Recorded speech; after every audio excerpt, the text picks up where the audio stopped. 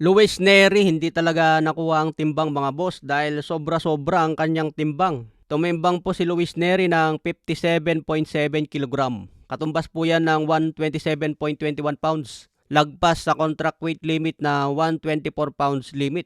Binigyan si Luis Neri ng 2 oras para tanggalin ang sobra sa timbang. Pero yung sobra mga boss masyadong malaki. Mahigit 3 pounds. Kaya magkakaproblema talaga itong si Luis Neri. Samantala si Jandrel Casimero nakuha agad ang timbang na 56 kilogram, katumbas ng 123.46 pounds. Kaya walang problema sa timbangan si Casimero mga boss. Si Luis Neri nga lang po talaga ang problema. Bago nga ang kanilang weigh-in, nakita ni Jandrel Casimero na doble-doble ang suot ni Luis Neri habang nagja-jogging sa labas. Isang patunay ito na naghahabol ng weight cutting si Neri bago pa sumalang sa timbangan. Pero hindi pa rin kinaya mga boss. Kaya abangan natin kung ano yung mga parusa kay Luis Neri. Pero malamang suspension ito sa Japan at magmumulta pa ng malaki. Pero ang importante dyan, matuloy pa rin ang kanilang bakbakan. Naniniwala nga po ang company Cuadro Alas na easy work lang ito para sa kanila. Target nga po na in-knockout si Luis Neri mga boss para impressive ang panalo. Samantala Kenneth Lover nag-overweight nga po sa unang salang sa timbangan, 200 grams lang.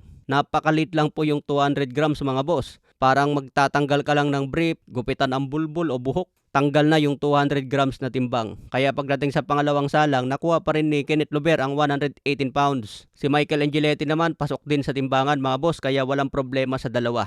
Sabi nga po ng kampo ni Lover, alam nila ang estilo ni Angeletti na tatakbo sa ring. Kaya marami silang game plan na hinanda para mapilitang lumaban si Michael Angeletti. Samantala niya po sa boxing analyst na si Attorney Ed Tolentino, sinabi nga po na itong kampo daw ni Cuadro Alas ay walang game plan. Basta sasampa raw si Casimero sa ring at babanat na ng malakas. Bahala na raw kung makatama ng solid. Ito raw ang napansin ni Atty. Ed Tolentino kay Cuadro Alas. Sa mga huling laban niya parang wala na raw silang game plan.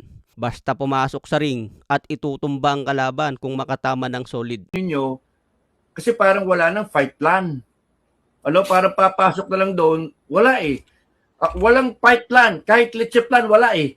Ano, talagang Kaya abangan po natin ang matinding bakbakan bukas, June 6. Mangyayari po ang laban sa hapon mga boss. Siguro papatak yan ng alas 6 hanggang alas 8. Okay mga boss, so yan lang po na ang mainit na balita ngayon sa mga hindi pa nakataya dyan. Aba, pwede nang humabol mga boss dahil times 3 pa rin po ang panalo kay Cuadro Alas. Dehado pa rin si Casimero pero sinasabi nga po na easy work lang ito at papaldo na sila.